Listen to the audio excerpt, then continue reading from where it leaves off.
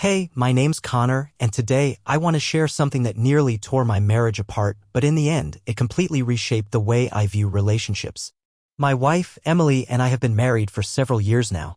Like any couple, we've had our fair share of highs and lows. But over time, I started noticing a pattern, one I wish I had caught on to much sooner.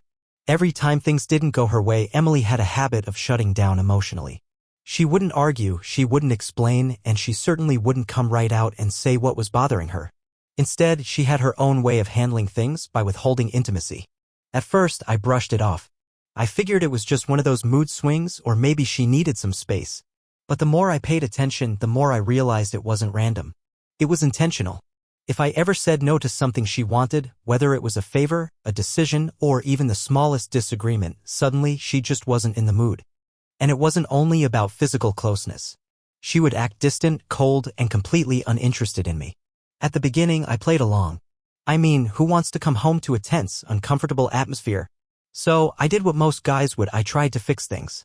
I reassured her, I made compromises, and sometimes I even changed my mind just to make things go back to normal. And you know what? It worked. Every single time. The second she got what she wanted, everything was fine again. She was warm, affectionate, and acted as if nothing had ever happened. Looking back now, I can see it all so clearly. Emily had figured out how to get her way without ever raising her voice, without arguing, and without even needing to repeat herself. All she had to do was make me feel like I was losing her. And for a long time, I played right into it. I convinced myself that if I just gave in, if I made her happy, then everything would be okay. But this time was different. Because I finally hit my breaking point. I realized something that night. I was exhausted from feeling like I had to earn my own wife's love. And I was done playing that game. I remember the moment everything changed. Emily had been obsessing over this designer handbag for weeks, some overpriced, limited edition thing that, in her mind, wasn't just a luxury but an absolute necessity. It wasn't just something she wanted, she acted like it was something she deserved. Now, I've never had an issue with spoiling my wife when I could. Everyone likes nice things, and I understood that. But the way she talked about it, like it was an expectation rather than a request, rubbed me the wrong way. One evening she brought it up again. We were sitting in the living room and she pulled out her phone, showing me the bag for what felt like the 100th time. "Babe, my birthday is coming up. This is the one I want." Her tone wasn't excited or hopeful, it was firm, like she was closing a business deal. I glanced at the price. It wasn't impossible, but it also wasn't the kind of money I could just drop on a whim without a second thought. "Emily, I know you really want it and I'll get it for you. Just not right now," I told her, keeping my voice neutral, careful not to sound dismissive. I thought it was a fair response. I wasn't saying no, just not yet. But to Emily, not yet might as well have meant never. Her expression shifted in an instant. She let out this exaggerated sigh and tossed her phone onto the couch. And then silence. I could practically see the wheels turning in her head, calculating exactly how she was going to punish me for not immediately giving her what she wanted. And then finally she snapped. "You're saying not now like that actually means something." I shrugged, keeping my cool. "Soon, Emily. I just need to handle a few other things first." But that wasn't enough for her. "Forget it," she muttered, getting up and walking off to the bedroom. I just sat there for a while, staring at the blank TV screen, trying to figure out how we even got to this point. When did every conversation turn into a battle? When did compromise start feeling like control? At the time, I didn't think much of it. But looking back, that was the moment I should have seen what was coming. That night, after going through my usual routine, I slipped into bed beside her. Normally, I'd wrap an arm around her or pull her close. Nothing major, just the natural kind of affection couples share. It wasn't anything big, just a small, natural gesture, something couples do without thinking. But the second my arm made contact with her, she pulled away. "Don't," she said, her voice flat and emotionless. I blinked, caught off guard. "What?" "I'm not in the mood for anything," she clarified, as if I had crossed some boundary I hadn't even been aware of. I wasn't trying to initiate anything beyond a simple touch. I just wanted to hold her, to feel that familiar warmth. "I just wanted to hold you," I said, my tone calm but firm. "Well, I don't want you to," she shot back without even sparing me a glance. I lay there, staring up at the ceiling, feeling something inside me shift. This wasn't new. I had seen this pattern before. Every time I didn't give in to her demands, she pulled away. Every disagreement was met with cold silence, distant stares, and now outright rejection. And every single time, I had been the one to bridge the gap, to apologize, to smooth things over so we could return to normal. But this time, I wasn't going to pretend I didn't see it for what it was. I wasn't going to beg for affection like a kid who had misbehaved. This wasn't just a reaction, it was a strategy, a form of control. And for the first time, I made a decision that changed everything. I refused to play along. Instead of wasting my energy trying to win back her attention, I redirected it toward myself. In the days that followed, I started reclaiming the parts of me I had set aside. That old guitar gathering dust in the corner? I picked it up again. The books I had abandoned halfway through? I started reading them. And I even got back into working out, not to impress Emily, but because it felt damn good to do something for me. If she didn't want to talk to me? Fine. If she didn't want to be around me? That was her choice. I wasn't going to chase her. For the first time in a long time, I wasn't trying to make things right. I was just letting them be. And something interesting happened. The more I pulled my focus away from her, the more I realized how much I had been neglecting myself. I had spent so much time catering to someone who only gave me attention on her terms, and I was finally done with that. So, when her friends came around, I didn't hold back. I was still the same easygoing, funny, and engaging guy I had always been, but now I wasn't reserving that energy just for Emily.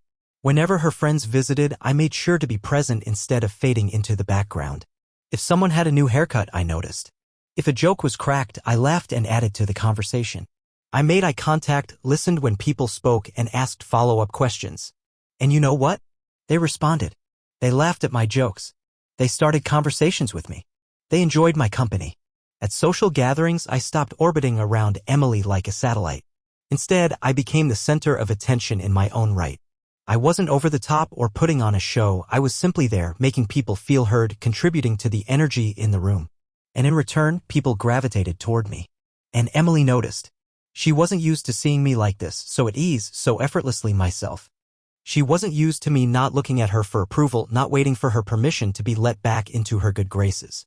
For the first time in a long time, I wasn't the one chasing. I was just being me, and suddenly that version of me was in high demand. Emily had always been confident in her ability to control the situation. But this time I wasn't feeding into it. I had shifted my energy elsewhere, and it didn't take long for her to realize it. At first, she didn't seem too concerned. She probably thought I was sulking, waiting for her to decide when I was worthy of affection again. But then something shifted. She saw the way I effortlessly connected with her friends. How they lingered around me more, cracking jokes, pulling me into conversations. Some of them even reached out to me directly instead of going through Emily like they always had. And that, more than anything, caught her off guard. One evening, we were at a small get-together at a mutual friend's house. Danielle, one of Emily's longtime friends, laughed a little too hard at one of my jokes, her hand playfully resting on my arm. It was harmless, but I saw Emily tense up. And then Haley, another friend, grinned and said, "How come your husband is so much fun? I feel like I don't even know the side of him." Emily had spent years believing she held all the power. But now, she was realizing she might not have been as in control as she thought. She didn't say a word, but I could tell as she was watching closely now. And from there, it only got worse. At another gathering, one of her friends, Taylor, gave Emily a playful nudge and joked, "Girl, if you ever get tired of him, send him my way." It was obviously meant to be lighthearted. But Emily didn't laugh. Over the next few days, I started noticing a shift. She was paying more attention, her eyes following me at social events, scanning my interactions like she was analyzing every joke, every smile, every glance. It was as if she was trying to find some hidden meaning, some clue that would explain why she suddenly felt out of control. Then came the moment that told me everything I needed to know. One night, I walked into the bedroom to grab something and caught her sitting on the edge of the bed, my phone in her hands. She was so focused that she didn't even hear me come in at first. The second she realized I was there, she set the phone down quickly like she hadn't just been snooping through it. The funny thing? There was nothing to find. I hadn't done anything wrong. But the fact that she even felt the need to check? That told me exactly where we stood. She was losing her grip and she knew it. And the more she tried to dig for something suspicious, the more frustrated she became when she came up empty. I wasn't cheating. I wasn't sneaking around. I wasn't playing games. And that realization? It was eating her alive. Then, one evening, I came home from work and noticed something different. Instead of her usual sweatpants and oversized t-shirt, Emily was dressed in a fitted dress that hugged all the right places. Her hair was neatly styled, her makeup subtly applied, just enough to enhance her features. But she wasn't going anywhere. She was just home. And yet it was clear she wanted to be seen. Then came the shift in conversation. Out of nowhere, she started making an effort again, asking about my day, laughing at things she usually ignored, slipping in small compliments here and there. One evening, as she set the dinner table, she casually said, "You've been looking really good lately." I simply nodded, offering a polite thanks. In the past, a comment like that would have been my cue to lean in, to close the gap she had created between us. But not this time. I knew what was happening. She was testing the waters, waiting to see if I'd take the bait, if I'd slip back into the same cycle where she decided when I was worthy of attention and when I wasn't. And then, something I hadn't seen in a long time. She started cooking my favorite meals. At first, I thought it was just a coincidence. But after the third time in a single week, it was obvious this wasn't random. Emily had never been the type to suddenly turn into the perfect wife without a reason. Before, she only did things like this when she wanted something. But I wasn't falling for it. I still talked to her. I still sat at the dinner table. I still responded when she spoke. But I wasn't desperate for her attention anymore. And for the first time, she got a taste of what it felt like to be on the other side of the push-and-pull game she had created. My attention was no longer something she could demand whenever it suited her. It was something she had to earn. So she tried harder. She laughed at my jokes, even the ones that weren't funny. She lingered around me more, looking for any sign that I was still hers to control. But the thing was, I saw right through it. She wasn't suddenly realizing how much she loved me. She just wanted to feel like she still owned the space she once occupied so effortlessly. And I wasn't giving her that satisfaction. For the first time, she was the one feeling uncertain. One day, I was sitting in the living room casually scrolling through my phone when she walked in and stood in front of me. "I miss how things used to be," she said, her voice quiet but heavy. I set my phone down and looked up at her. I didn't respond. I just waited. She took a slow breath, her fingers fidgeting as if she was struggling to get the words out. "I feel like we're distant." I kept my expression neutral, still silent, letting her sit in the weight of her own words. She hesitated for a moment, then finally sat down beside me, shoulders tense. "Can we talk?" That was it. That was the moment. The moment I had waited for. The moment when she finally acknowledged that something was wrong. That she had played her game for too long and lost control of it. I wasn't gonna rub it in her face. I just needed to be honest. I let out a slow breath, leaning forward with my elbows resting on my knees. "I love you, Emily," I said, my voice steady and calm. "But I'm done playing games." She looked at me, her expression unreadable, but I could tell. She was listening. Really listening. "If you want affection, it has to be real," I continued. "Not something you hand out when things go your way. That's not love, Emily. That's control. And I'm not doing it anymore." Her lips parted slightly, like she wanted to argue, but no words came out. Instead, she dropped her gaze, her fingers twisting together in her lap. I softened my tone but kept it firm. Marriage isn't about control. If we want to be happy together, we have to stop treating each other like opponents. "I was never your rival, Emily." The room went quiet. For the first time in a long time, we weren't locked in some silent battle waiting for the other to make the next move. There were no power plays, no subtle manipulations. Just the two of us sitting in the same space, finally facing the truth. Slowly she nodded, exhaling like she had been holding her breath for days. "I hear you," she whispered. And for the first time in a long time, I actually believed her. The shift. I paid close attention in the days that followed. This wasn't just Emily throwing on a flattering dress or making my favorite meal to get back in my good graces. No, this time something was different. I noticed it in the little things first. She started asking about my day, not out of obligation, but because she genuinely wanted to know. She stopped rolling her eyes when I said no to something. Instead, she actually asked why and listened to my answer, considering it instead of dismissing it. It was subtle, but it was real. And honestly, I appreciated it. But I didn't rush to meet her in the middle. That was the old me, the one who bent over backward to keep the peace, who accepted breadcrumbs and called it love. I had learned my lesson. Love isn't supposed to be a transaction, and I refused to go back to that dynamic. If Emily wanted this marriage to work, it had to be built on mutual respect, not on her deciding when I was worthy of affection. So I let her do the work. Not out of spite. Not out of pettiness. but because I needed to know if she was serious. And she was. She stopped using intimacy as a bargaining chip. She didn't freeze me out when things didn't go her way. She finally understood that our relationship wasn't about one person holding power over the other, it was about partnership. But here's the thing, while Emily had changed, the biggest shift wasn't in her. It was in me. For the first time in my life, I had learned to truly value myself. To recognize that I deserved a marriage where I didn't have to earn basic love and respect. I had never wanted to leave Emily.